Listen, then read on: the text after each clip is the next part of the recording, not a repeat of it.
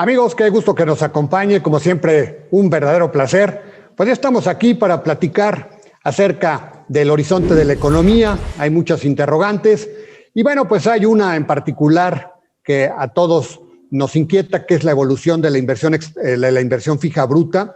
Hace unos días se dio a conocer el dato de marzo y van 3 meses consecutivos de números positivos de la inversión. Y bueno, pues esto podría suponer que pues ahora sí vamos viento en popa, pero cuando volteamos en retrospectiva, pues vemos que todavía el nivel de la inversión está 9% por debajo del nivel que tenía en 2019. Y en ese sentido, bueno, pues faltan algunos ingredientes en el panorama para que la inversión vuelva a despegar. Uno de ellos es la certidumbre. Como saben, ha habido algunas políticas públicas que han desalentado a los empresarios en la inercia de realizar inversiones. Y bueno, justamente para platicar de este tema, pues este día nos acompañará Carlos Hurtado. Él es el director general del Centro de Estudios Económicos del Sector Privado y platicaremos con él acerca de cuál podría ser la evolución de la inversión privada, de la inversión pública, cuáles son las variables que se ven para la economía al cierre del año. Y bueno, como todas las semanas, nos acompañará Claudia Angélica Rodríguez.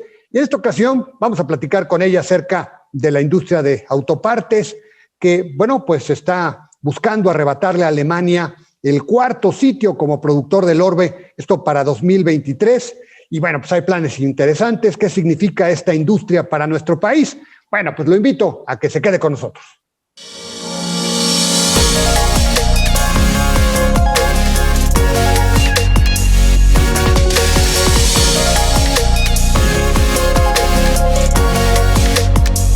Don Dinero, con Alberto Aguilar. Bueno, ya estamos con Claudia Angélica Rodríguez, ya nos acompaña para platicar acerca del rubro de las autopartes. Como le digo, bueno, pues en este sector hay pues planes muy ambiciosos, orientados a seguir creciendo, una industria importante de la que pocas veces se habla, forma parte de la industria automotriz que es tan importante para nuestro país. Claudia, como siempre, un verdadero placer. Gracias por acompañarnos. Al contrario, Alberto, pues amigos Don Dinero, un gusto estar otra vez aquí con ustedes en Don Dinero. Y bueno, pues sí, Alberto, como bien dices, la industria de autoparte, que hay que señalarlo, es el principal generador de divisas netas para el país, pues ha buscado desde hace varios años desplazar a Alemania como el 4º productor del orbe justamente de autopartes. El objetivo era lograrlo para este 2021, pero bueno, como ya te imaginarás, Alberto, se imaginarán amigos, el fuerte golpe asestado por la pandemia retrasó el plan. Ahora la meta es que esto se dé para el 2023 y que la producción de autopartes de nuestro país tenga un valor de $102,000 millones. Y por fin, entonces podremos dejar en un 5º sitio a la industria teutona. Para ubicar este ámbito en nuestro país, por ejemplo, en 2019 este sector generó $88,746 millones. Es obviamente parte muy importante, esencial de la industria automotriz en nuestro país, en el cual México produce 8.3 millones de unidades en el orbe. ¿Esto qué significa? O sea, por ejemplo, China, que es el principal productor de autos del mundo, produce 24.42 millones de unidades. El segundo fabricante es Estados Unidos. Este fabrica cerca de 10.6 millones de autos. Japón, que es el tercer país que produce unidades automotrices, 9.2 millones. Después está Alemania en cuarto con 4.8 millones, cerca de 4.9 millones de unidades. Corea es el 5º país productor de automóviles, Corea del Sur, con 3.89 millones. India es el 6º lugar y son 4.20 millones. Y después estamos nosotros justamente con 3.8 millones. O sea, estamos bastante lejos de los líderes, pero bueno, sí estamos en un 7º lugar y lo más importante es que somos parte del mercado de Estados Unidos, que es el segundo productor de automóviles del orbe. México exporta el 90% de sus autopartes, por supuesto, a la zona TEMEC, ¿no? En concreto, un 85% de lo que se produce de autopartes en nuestro país se va hacia Estados Unidos y un 5% se va a Canadá. Pero resulta que también importa.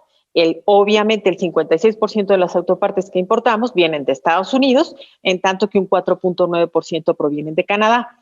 También importamos, por ejemplo, de Japón un 6.4%. Obviamente tenemos armadoras japonesas aquí en nuestro país y realizan sus importaciones, un 8.9% de China y un 8.6% de Alemania.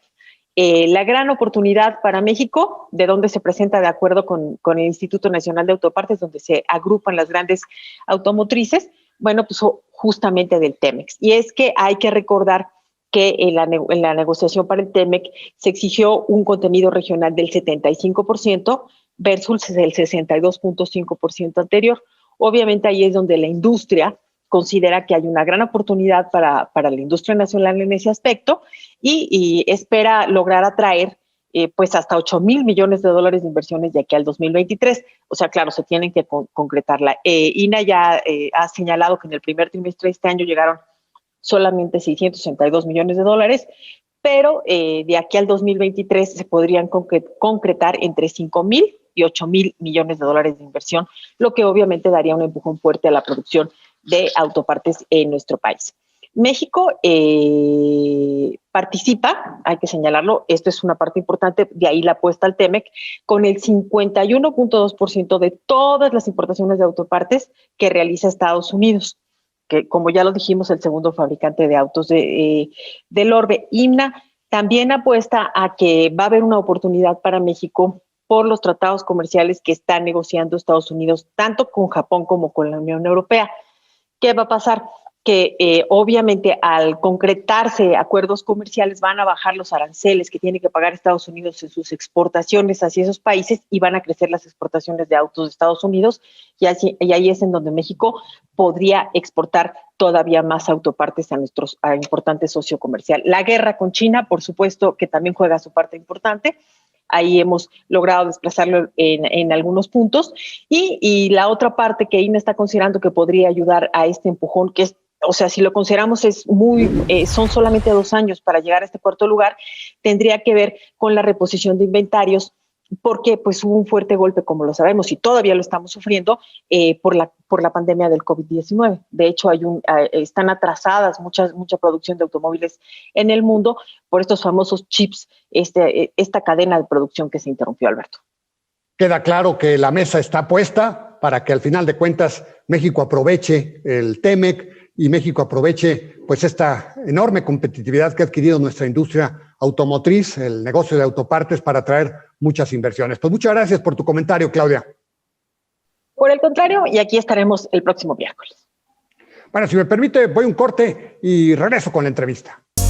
Don Dinero, continuamos. IDC te invita a nuestros seminarios fiscales 2021. En cada uno de estos seminarios obtendrás los conocimientos necesarios de los efectos legales y fiscales que deberás seguir. ¿Cuánto y cómo se reparten los dividendos? Aprende esto y más en nuestro seminario Básicos para la repartición de dividendos.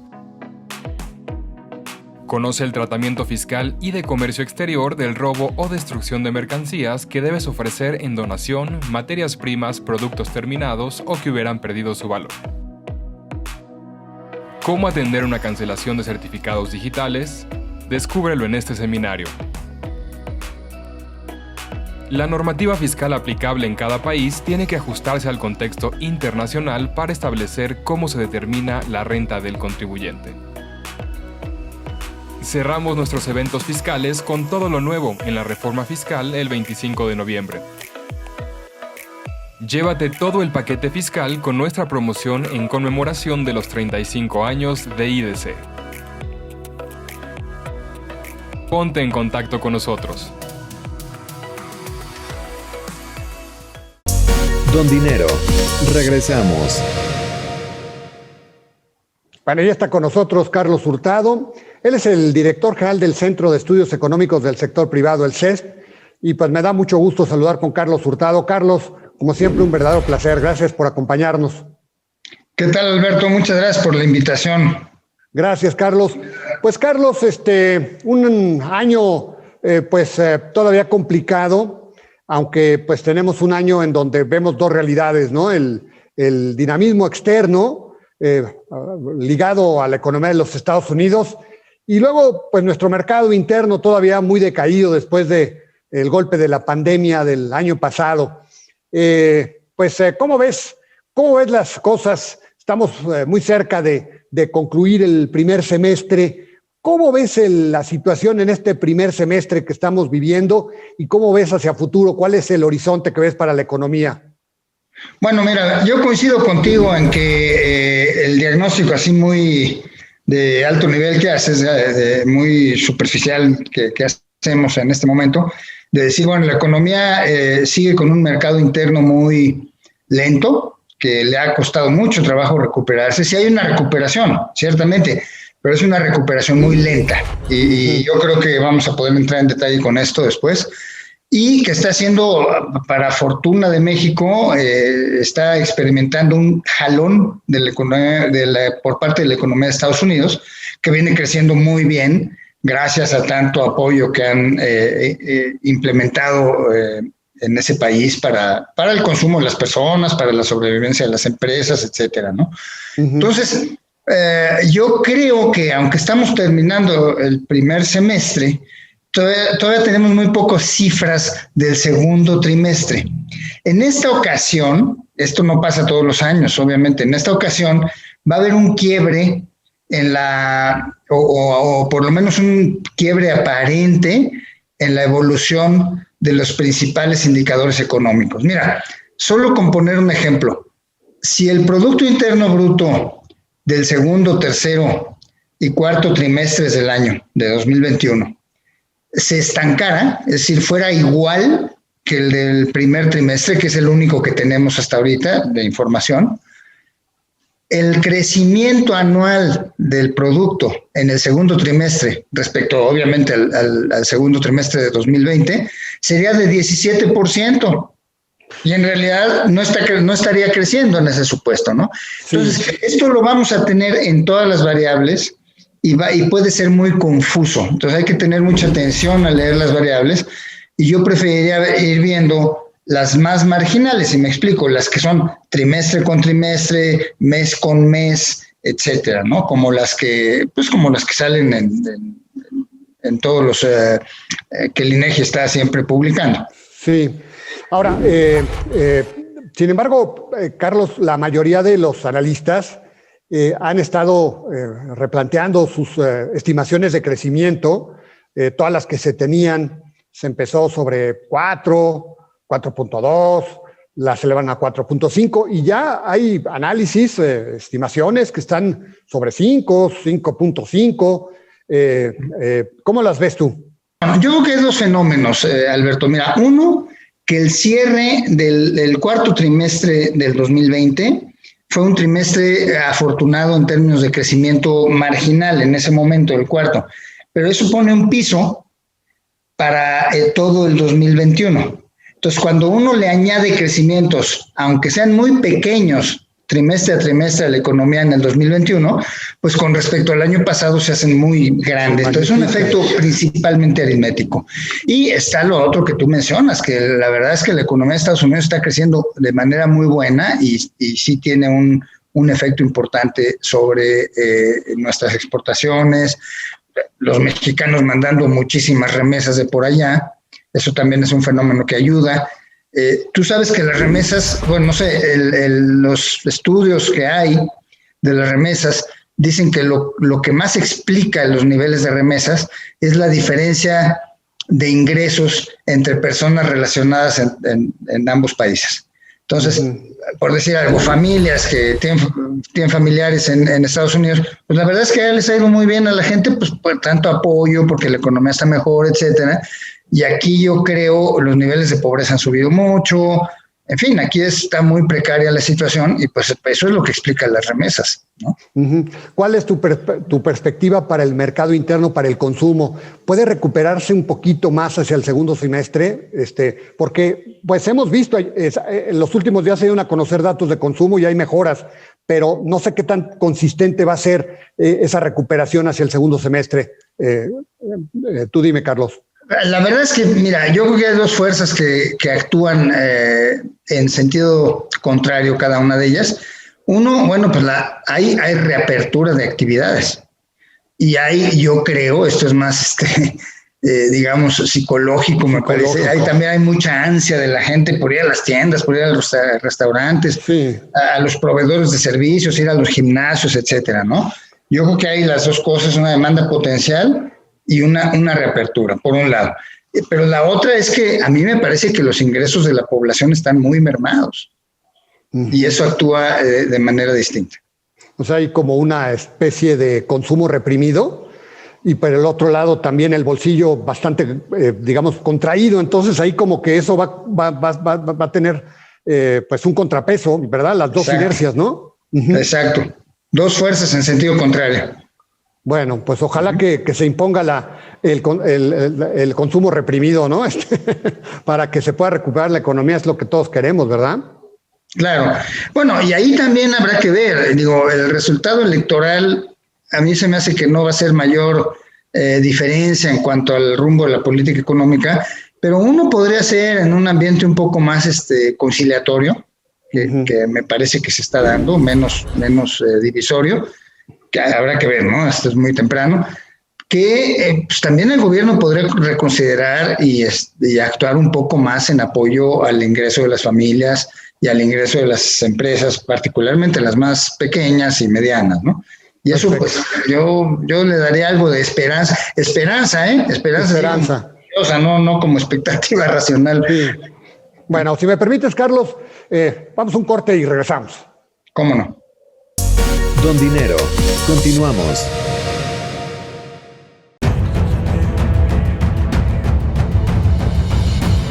En 1986 nació Información Dinámica de Consulta con la misión de dar información a profesionales del ámbito jurídico. Evolucionamos contigo y en 2001 logramos informarte en tiempo real gracias al nacimiento de IDC Web. Dimos paso en el 2016 a Foro IDC, un evento de alto nivel para el impulso de la competitividad del empresario mexicano. En 2017, unificamos cada avance bajo el dominio www.idconline.mx. Hoy puedes encontrarnos en múltiples plataformas con información vanguardista y especializada para capacitar e informar a los elementos clave de las empresas.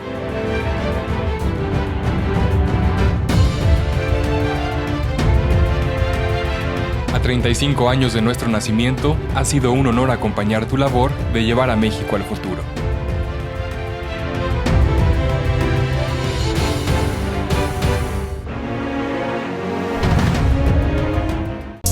Don Dinero, regresamos. Bueno, ya regresamos. Estamos platicando con Carlos Hurtado. Él es el director general del Centro de Estudios Económicos del Sector Privado, el CESP. Carlos, platicábamos del consumo. La otra gran variable, no sé cómo la veas, esta es la que más me preocupa, el tema de la inversión, Carlos, que aunque los últimos datos que se han dado por parte del INEGI, los últimos datos mensuales, pues ves cierta mejoría, ¿verdad? Pero todavía cuando comparas el dato de la inversión que estamos teniendo ahorita frente al que, por ejemplo, se tenía en 2018, estamos a una gran distancia. ¿Cómo ves la evolución de la inversión para el cierre del año, Carlos? Mira, bueno, coincido con todo lo que dices. Los datos que se dieron a conocer, creo que fue ayer, ¿no? ¿Sí? Los últimos, pues, se ve una reactivación pequeña, pero una reactivación recuperando el nivel, digamos, bueno, en rumbo a recuperar el nivel. Yo creo que igual que los del consumo son todavía muy lentos. Pero mira, déjame hacer una reflexión con respecto a esto. México está en una posición privilegiada, si lo vemos, paradójicamente, después de, en mi opinión, un mal manejo de la política económica y un mal manejo de la pandemia, casualmente o paradójicamente México está en una posición extraordinaria respecto a otros países. Y básicamente yo creo que son dos razones, ¿no? La primera, que no es equilibrio fiscal, porque no hay equilibrio fiscal en México, pero la salud que se ha mantenido en las finanzas públicas, la mesura con que se ha actuado en términos globales de las finanzas públicas, pues tiene a México en una posición privilegiada ahora que todos los países empiecen a regresar a los mercados de deuda internacionales a hacer sus renovación de deudas, etcétera. De hecho, México ya empezó y está en una mejor posición porque sale mejor en la foto, digamos, vamos a decirlo así. Sí, ¿no? En la foto. Eso es un elemento que también tiene su lado malo, pero este lado macroeconómico es muy bueno. El otro elemento es el tema de la cercanía con Estados Unidos, Alberto. Yo estoy seguro que ustedes lo han analizado eso, está en la literatura internacional ahora, que bueno, después de la pandemia y el sustote que todos nos pegamos en todo el mundo, pues el tema de la cercanía se volvió importante. El ir a buscar un lugar para hacer una inversión de una planta productiva o invertir en bienes raíces fuera de la economía de Estados Unidos, vamos a hablar de Estados Unidos, pues México es más atractivo porque está 3 horas en avión o 4, ¿no? Sí. En cambio, ir al lejano oriente a hacer la misma planta en países que quizá pueden ser más competitivos, que pueden tener mejor Estado de Derecho, cosas así, pues se hace relativamente menos atractivo porque está muy lejos, ¿no? Y eso va a operar en términos de inversiones, de manufacturas y, ojo, de turismo. Estamos en la mejor posición, los estadounidenses se vacunaron muchísimo, están ansiosos de viajar y no van a ir a las islas del sur, no. Van a ir al Caribe o a México. Hay que apurarse, porque el Caribe va más rápido que nosotros en esto de la vacunación, porque son más chicos los países. Entonces estamos en una posición privilegiada y hay que aprovecharla. Y yo creo que además el gobierno la tiene bien fácil. Si el gobierno da y ahora quizá para salvar cara, yo digo, ¿no? Después de la elección, da una señal positiva para la inversión. Ha habido tantas señales negativas del gobierno para la inversión mexicana y extranjera y de todas partes, que si sale con una buena señal y para la inversión privada nacional y extranjera y una buena señal de la inversión pública, porque nuestro país, la infraestructura está destruida, hay que viajar en las carreteras, ver las banquetas, todo eso, y es un país muy caro para la actividad económica, en parte por esas razones y la inseguridad. Pero si da una buena señal en términos de inversión pública y en términos de recibir sin hostilidad y con más amistad, digamos, la inversión privada, extranjera y nacional, pues estamos en una oportunidad bárbara, ¿no? Yo espero que el gobierno tome esta oportunidad, se olvide de las hostilidades que ha habido, de las divisiones, y diga bienvenida a la inversión y vamos a ver cómo reactivamos esto entre todos, ¿no? Sí, porque es una oportunidad perfecta. Sí, por ejemplo, la inversión privada pues, está años luz, ¿no? Digo, ¿a qué niveles estamos en inversión privada en cuanto a números? Es como 16%, no los tengo a la mano, pero es 18% de lo que habíamos llegado como proporción del producto, de la inversión. Hemos bajado 5 puntos desde 2028, ¿eh? Fíjate. Pero la mitad de eso ha sido de cuando se ganaron las elecciones para acá. Entonces, perdón, no de 2018, de antes, de cuando empezó a caer, en fin. Pero mucho se ha caído pues por las malas señales. Nosotros creemos, de acuerdo a cálculos que habíamos hecho desde antes de la pandemia, que para que México crezca una tasa decente, de 4%, digamos, ¿no? Quizá 4,5%, la razón de la inversión total al producto debería ser como de 25%, o sea, estamos muy lejos, ¿verdad? ¿Contra 18? Fíjate. Sí. No, bueno, pues estamos lejísimos. Y luego la pública, Carlos, ¿en qué niveles estamos? La pública está, me parece que en 2.6% del Producto Interno Bruto. Es la menor desde los años 30. No, bueno, terrible, ¿no? Entonces, sí, es terrible lo que está pasando. Y además, como comentábamos hace un momento, es muy notorio, no hay que ver esto así con mucho... discúlpame, no hay que ver esto, no hay mucha ciencia en esto, ¿no? Pero sí ha sido muy, muy malo lo que ha pasado con la inversión, ¿no? Y luego corrigiendo, estamos a 17.3% del producto es la inversión. ¿Esa es la privada o la total? La total. Sí. O sea que la privada debe estar alrededor del 15%. Y la pública 2.8 o algo así, ¿verdad? Sí. No, bueno, fatal. Ahora, Carlos, antes de que se nos termine el tiempo, viene una reforma fiscal. Ya pasamos el tema electoral, viene una reforma fiscal. Esto ayudaría a que haya digamos, certidumbre para la inversión o esto va a retrasar más la inversión en este año? Yo creo que una buena reforma fiscal se puede hacer. Sin elevar los impuestos a las empresas, sin elevar los impuestos más altos a las personas, se puede obtener un poco más de progresividad, se puede mejorar el cobro del IVA, se puede mejorar el predial, se puede reducir el uso de efectivo en la economía. Yo creo que hay muchas cosas que se pueden hacer, ¿no? Y también se puede poner que el SAT actúe y dé los registros, haga las citas para hacer los trámites de manera más fácil, que no más expedita, ¿no? Exacto, sí. Sí, o sea, bueno, pero como quiera, pues de aquí a que venga la reforma van a pasar, no sé, ¿cuánto calculas? 2 meses, una cosa así. Pues eso le va como a que restar otra vez la certidumbre al sector privado y a lo mejor se nos va a ir el año, ¿no? No sé si lo ves así. Bueno, es que yo creo que si hay una reforma, digamos, o si es una pequeña reforma, pues se va a llamar miscelánea fiscal, si es una reforma más de fondo va a ser una reforma, pero a mí me parece que lo natural sería que se presentara en septiembre con el paquete económico del año que viene. Déjame decirte que por el lado del sector empresarial, la opinión que tenemos es que la Secretaría de Hacienda ha sido muy abierta en comenzar el diálogo para esto.